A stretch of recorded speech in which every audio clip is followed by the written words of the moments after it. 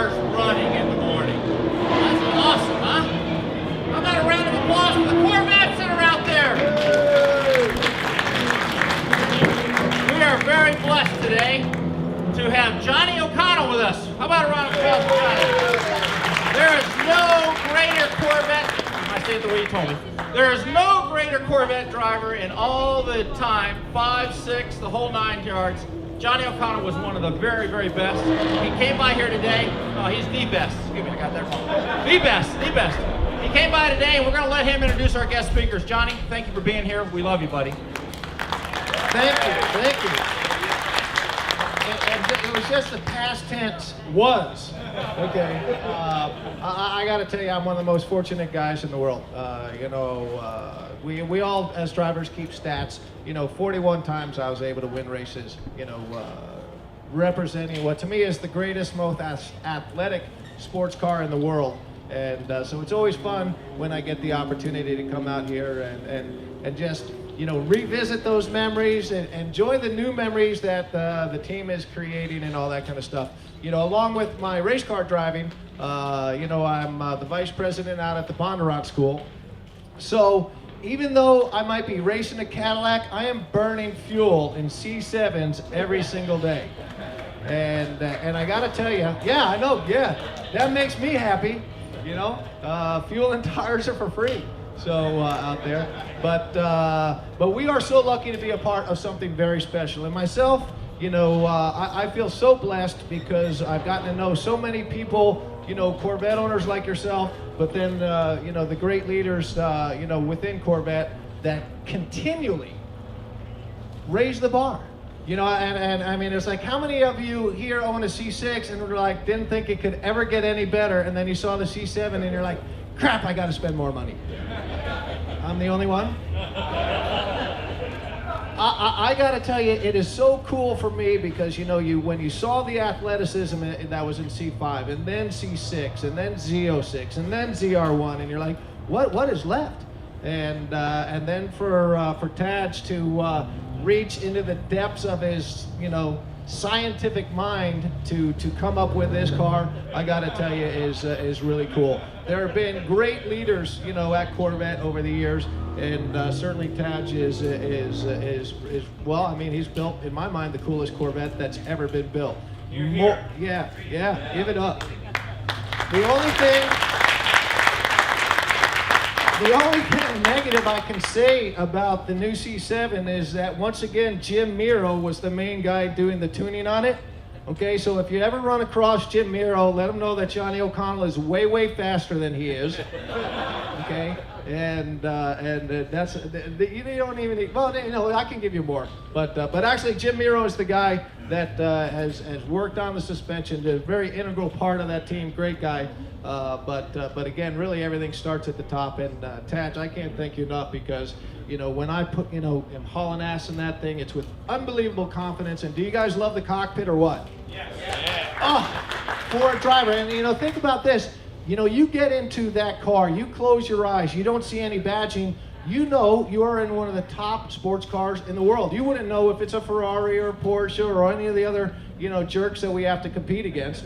Okay, but it is amazing, amazing car. So of course Tadge is here, and it's also Tadge's birthday. So I would like to, because there's nothing I love more than public humiliation, I will start out and we'll all sing happy birthday to Tadge. Sound good? Happy birthday to you. Happy birthday to you. Happy birthday, dear Tadge. Happy birthday to you. Tadge will never let me introduce him again. And real quick, of course, we all know Harlan. Okay. Harlan is just such, we're very fortunate to have, and I don't even, would we call you, it's Corvette's greatest ambassador, educator. He, understanding of what you guys want, the athleticism, the styling, all that kind of stuff, and telling the story of Corvette and continuing its legacy, which I know will go on for years and years. So, but without further ado, the race cars right now are looking so good. I was talking to Yan before Daytona. I'm like, dude, tell me about the new car. He's like, man, it's so easy to drive. Okay? And when you have a race car driver say it's easy to drive, then it's easy to win. And so, you know, I'm feeling pretty confident in Corvette Racing over the years here. It's been very successful, and I'm looking forward to something like that again today and tomorrow. So anyway, I'm cheering for Corvette, even though I'm racing for Cadillac, and my heart is always with you guys. And without further ado, the legends themselves, Tadge. Thank you, Johnny. Johnny didn't have to come here. He just walked in on his own. We're always happy to see him. Appreciate the birthday. It's not about me, it's about the car. So, but I appreciate it. It's very nice of you. And we have a saying actually back in Michigan. Once you work on Corvette, you're always part of the family. You're always part of the team. So that's you for sure. You'll be part of the team forever. So thank you, Johnny. Thank you, Johnny. And thank everybody else for coming. We are glad you all showed up. It's going to get loud here in a little while, so we really only have a few minutes to go over a few things. We want to talk about the Z06. Got a few other things to talk about. How many of you know that we introduced the Z06 this year? Most everybody. You'll see that we do not have one here. We have the rolling chassis for the Stingray, and we have an example of the Stingray. But over at the racing display, how many have been over at the racing display? Quite a few of you. You'll see a rolling chassis for the Z06 and also a car. So that car, we actually have a lot of work to do. We showed it at Detroit because we are racing at Daytona. So the race car and the Z06 were developed at the same time in parallel. And so the race car was going to be shown at Daytona, so we didn't have any choice but to show what the Z06 looked like early this year. But the truth is we have a lot of work to do to finish the work on the street car. In fact, all this year, we've been to a couple of warm weather tracks this winter, and we'll be going additionally this spring. Then we'll use our own Milford Road course all summer to complete the fine tuning and the handling, even some of the aerodynamics. The stuff that we're showing you on the car is where we think the car is going to end up, but it will actually change a little bit between now and the end of the year. Perfectly balancing the aerodynamics, everything about the car for both track and street use. So lots of work left to do. Obviously the foundation of the car is really solid. Its underpinnings are much the same as the Stingray. The aluminum structure that you see here, 60% stiffer and 100 pounds lighter than the previous steel frame. That enables us to do a Z06 with the chassis tuning exactly as we want it. We can use stiffer springs, bars, more aggressive shock tuning and so forth, and have the structure react to those loads in such a way that the car feels really solid and really planted. Johnny was talking about how much confidence the drivers have out here. A lot of that is due to the fact that we use a lot of the street car parts in the race car. Very unusual. If you look around at a lot of the other race cars, you'll see they have a unique race car chassis. So welded tube frame or custom carbon parts that are hand laid up, very labor intensive, but using very inexpensive tools. When we do our street car, we make them in volume. So we buy very expensive tools that can make large aluminum castings or big stampings out of the light alloy that would be unavailable to a race team. And because we have these really high-end, almost exotic parts, the race team is actually able to use those to lighten and stiffen the structure and get the same benefits on the race car as we do on the street car. Now the rest of the Z06 is, for people who are really familiar with Corvette, part of the same formula, although people might say, well, it looks more like a ZR1. And actually our aspiration always is when we do a new Corvette, see if we can take the upper level model and bring that performance level down a notch. So even though to a lot of people the Z06 might look like a ZR1, except you can remove the roof and it has that fantastic interior Johnny was talking about and all the other attributes of the C7, but it really is intended to be a Z06 replacement, and so the pricing will be similar to the Z06 that you're used to. So if you might think of it as a ZR1, but at a $35,000 discount, plus a whole bunch of other really good stuff that comes along with it. So I'll invite you over to check that out in the display, those of you who haven't been there. Then Harlan and I will be there tomorrow before the race. It's at 9:45, I think. to do a walk around that specific chassis and talk more in detail about some of the specifics around the Z06. So if you come back tomorrow, we'll be happy to show that to you. So we got a couple other things we want to talk about. We want to talk about, how many of you know about the performance data recorder? A few of you. Harlan really wants to talk about that because it's really a very innovative and novel thing that we've been working on for actually a very long time, and we're finally able to talk about it and showcase it. Then we have some accessories we'd like to showcase as well. And then I'd like to open up for Q&A because I know a lot of the information about the Z06 and the Stingray has been out there for a long time. You may have questions you want answered, and other people may have the same questions, so I want to make sure we save time for that. So, Harlan? Thanks. Apologize for the scratchy voice. Anyway, yeah, the performance data recorder, we introduced that at Consumer Electronics Show in January, and it really is exciting because it's an industry first. You know, we are the first ones to have that, and how it works, there's a camera in the windshield header, and there's a microphone. There's also all the data, telemetry, and GPS, so you can record your driving experiences in the car and play them back in the car if you want on the screen, or it's recorded on a SD card in the glove box. It's your data. You can take it, post it, show it, save it, and we're also going to have a toolbox. We have Cosworth as our supplier, who also works on the telemetry for the C6R and C7R. And you can analyze your data, and we're hoping that as people drive in different tracks and get new experiences, that we'll have a database where you can compare and learn and use it as a driving tool to improve your lap time. So it's basically your own instant replay system.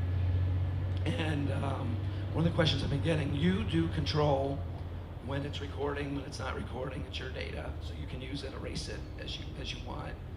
We're not using it, don't worry about that. So it is really an innovative system, and that'll be available for all 2015 Corvettes as an option. So it's very exciting.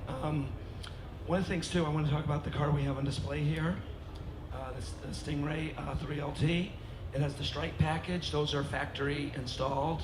We have different colors: red, silver, gray, black, and we have orange. We have different colors available that you can get as well. There's a stinger stripe, that's just a hood piece you can also get. And there's some accessories on this car. It has some of the Stingray logoed accessories, like on the wheel caps, on the cargo shade, floor mats, sill plates. There's some stuff in the trunk. Oh, the other thing this car has, it has the accessory spoiler too.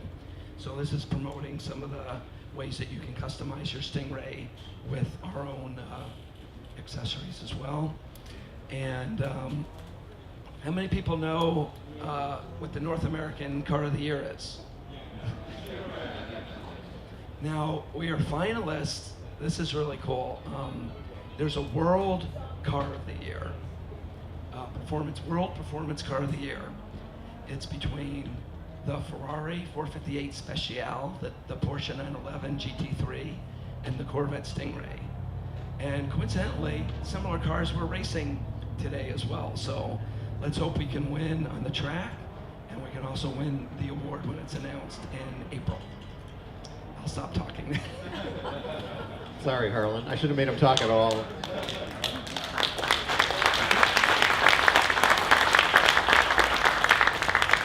Yeah, the North American Car of the Year was a pretty big win for us. It capped an incredible year with the Stingray. It was awarded actually at the Detroit Auto Show, where exactly a year before we introduced the Stingray to the world, and we won Best in Show at that, and we won virtually every other award throughout the year that we were qualified for. So pretty much any award we won. I know the marketing guys and the communications guys have said it's the most awarded car of the year. I think it's the most awarded car ever, actually. There's just so many awards. So we really appreciate the response the car has gotten, the customer response, the media response. It's been just awesome. And we're starting it right over again. We showed the Z06 at the Detroit Auto Show and won Best in Show again. So hopefully we'll be taking home some more hardware this year. So I mentioned when Johnny was here, once you work on the Corvette, you're always part of the family, always part of the team. And for the last few years, and this year's no exception, we've had a former alumni of Team Corvette. I'd like to recognize Will Cooksey. Will, I'm sure everybody recognizes Will. And we also have Joe Spielman. If any of you have read All Corvettes Are Red, Joe figures prominently and deservedly so. Do you want to say a few words, Joe, or are you okay? Joe always wants to say a few words. Yeah, gotcha. I'm sure his voice is better than Harlan. Thank you very much for Joe. Joe, we really appreciate you coming, and crowd loves to see you. Thank you, Tadge. Thank you, Harlan. Let me just say a couple things, first of all. I got to tell you how extremely proud I am of the unbelievable job that Tadge and the team and Harlan have done on this new car. And let's give them a round of applause for me, okay? You know, I've owned 37 Corvettes in my life. I've only got 9 now. I told my wife it's not nearly enough. And she looked at when I come back with some information on the Z06 for next year. She said, I know what you're doing next year, aren't you? I said, yeah. But again, what's wonderful is I get to think every automotive magazine, I believe, almost published in the world. And it's so much fun to look at those new magazines all over the world. I don't care if it's where it's from. And all they do is bubble about Corvette. No more talking about how bad the interior is, right? World class, every step of the way. And this team has done a marvelous job doing it every time we turn around. I want to say one thing, though, that I am also proud of. Some years ago, a past chief engineer, who I won't name, and I had a severe argument when he pulled my color off the car, torch red. And I had to go to Bob Lutz, and we got to put back on. And did anybody tell me what the largest percentage color is on the new C7 so far? Torch red! That's what it is. And in commemoration of that, I brought a couple copies. I've signed them, and I'm asked the folks here to raffle them off. You can have them. And if you get one, if you want me to put your name on top of my autograph, I'd be glad to do it. But I'll tell you what, this team has done just a marvelous job. It's unbelievable that we could come out with a car this great, this good, and be recognized for it around the world. So, Tadge, Harlan, congratulations. Thanks, Joe. Now, before the cars come around in earnest, let's take a few questions. Everybody got any questions? Back here. Can you tell me if the weight's been announced for the Z06? You ask about the weight for the Z06? How does it compare with the C6 ZR1? He's asking about the weight of the Z06 relative to the ZR1. The answer, it'll be slightly heavier. The aluminum frame, since it's an open air, is designed to be very, very stiff. It's, I said it's 100 pounds lighter than the steel frame. It's actually about 40 pounds heavier than the previous generation aluminum frame. But since that had a fixed roof, the vehicle stiffness came more from the roof. So it'll be a little bit heavier than the ZR1. I tell you, when you drive the car, it's going to drive a lot lighter, just like we talked about in the Stingray, where there's a huge improvement in low-end torque.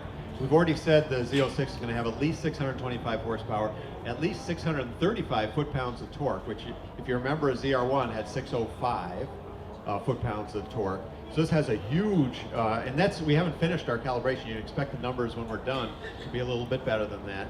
So the torque makes the car feel extremely light and responsive at any engine speed. So I didn't mention it, but the Z06 out of the box with just computer-generated suspension tuning, first emission tires, early calibrations on the engine, broke the track record at our own MRC, set by the ZR1, and was closely followed by a Z06 with the Z07 package. Those cars were very close on our Milford Road course. It never happens that you take a car out of the box undeveloped and go that fast. It's a tribute to the fundamental soundness of this architecture the aerodynamic performance that we baked in on the wind tunnel, and a lot of the computer-aided design we use to be able to come out with a very strong car. Like I said, we have a whole year to develop it after that, so we expect a lot of records to fall by the time we get done developing this car. Other questions? Yeah.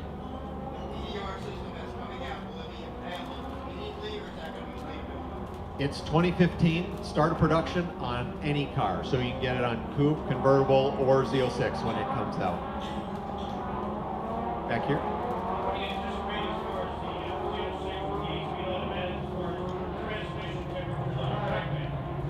Oh, transmission temperatures? I thought you were going with market penetrations. We're trying to put as much cooling in that car as possible, keep the trans cool so that it will be track certified for most people. So we're paying a lot of attention. We're taking the 8-speed automatic on the track and developing the car on the track. Will it be as robust, say, in very high ambience with a pro-level driver? Probably not as robust as that, but we'd expect almost everybody to be able to drive that car on the track. Frank. Months ago, we saw some spy video of the C7 on the Nürburgring, the base car on the Nürburgring. Are we ever going to have official times? Were those official runs for you guys? The question is not the Z06, but the standard Stingray. There was photographs, and we've talked about it publicly, our testing at the ring. We do racetrack testing around the country, including our own Milford Road course. And usually the last place we go is to the ring, and we did go there last fall. We go there primarily to do chassis tuning, to validate the robustness of the car on the track. We use German roads to do Autobahn tuning, and we don't do what some other people do, which is spend millions and millions of dollars trying to set fast laps. They rent the track at enormous expense, pay Formula One level drivers to sit with them and do lap after lap. We go, we do our rest of our work, and if we have a chance to run a fast lap, we do. That's how we got the fast lap times for the ZR1 and Z06. The ZR1 was based on 2 laps. The Z06 was based on a single attempt at a lap. So we set those based on just one try. This time we went. The weather's notoriously fickle there, and we flat out got rained out. It's a huge track. It can be raining on one part of the track and dry on another part of the track. And so the time that we happened to go, we were rained out and didn't even get to try a single continuous lap. Unlike many manufacturers, we don't do segment times. We don't piece together a bunch of different laps and then say, here's what we're theoretically capable of doing. We'll only publish a lap time if we have video proof, and we're always out there saying the car was bone stock, factory specs, absolutely no changes, car is street legal the way we drive it. Many other manufacturers, you don't see those disclaimers. They just said, here's our car, here's a video, and here's how fast we went. They don't go out of their way to say, this is actually the car that you as a customer can buy, which maybe questions how stock the car really is. But when we go, it's bone stock. We hope to be going this fall. We may bring a Stingray. Hopefully our Z06 work will be done. We'll definitely be doing some tuning work there. And if we get a chance to do a fast lap, we will. If we get it done, we'll show the video, we'll publish the time. Other questions? Here.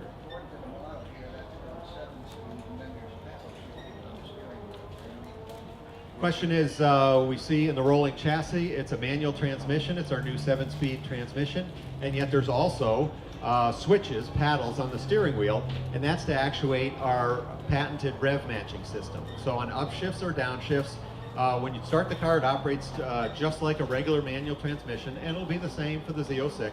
It's just like a regular 7-speed, there aren't that many, but 7-speed manual transmission. But if you want the car to match revs for you on up or down, you just tap the paddle, and it says rev match right on it. That turns the system on and off. We found that on the track and even on the street, there's times where you really want the system, and other times where you'd rather, like, have, for example, have engine braking, where you don't want to match the revs, or you want to do a power shift or something. So there's times when you don't want this system off. So that's why we made it very easy to turn on and off. Right here.